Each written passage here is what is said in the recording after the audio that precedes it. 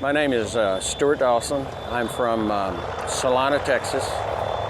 And the aircraft I'm standing in front of is a A20 Havoc. This particular aircraft was built in 1944. It saw about a year's service and then it was retired. To date, this is the only flying A20 in the world. It runs an R2600 Curtiss-Wright, and it's the pre-runner of the engine that's on the B-25. There are so many variants of these Douglas A-20s. There were 7,500 built. The airplane was originally designed for two people, the pilot and a gunner in the back. As the airplane went through development, it came up to three people, two gunners in the back and the pilot up front. And the pilot up front was also the bombardier. So he had dual roles. It's just one seat, one set of controls. And you cannot get from the front to the back. It's got a bomb bay.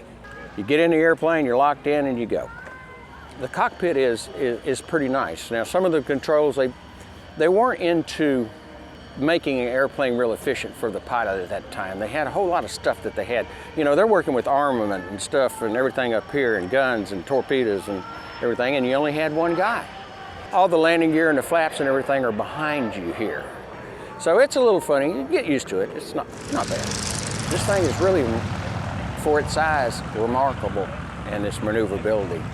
There were bombers, they were night fighters, they were attack. They had all kinds of stuff that they tried that some of it worked and some of it didn't.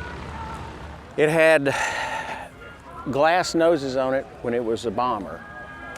When they used it for bombers, because he had his sighting devices that he could use up there.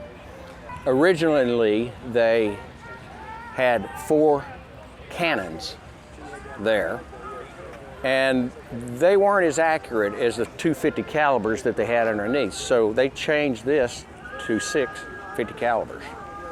The airplane has dropped torpedoes. They used to carry a string mine behind it, hoping that airplanes would run into it. They put a huge spotlight in the nose, like 2,400 million candle spotlight, and at night so they could light up the enemy and the hurricanes could go after them. Only problem is when they turn the light on, you become the target. So they dropped that. That didn't work. The torpedoes and everything didn't work out like they wanted it to. But this is probably configured as late as the airplane was developed. And it was a 4+ year restoration. It was down to bare nothing. And it's brand new.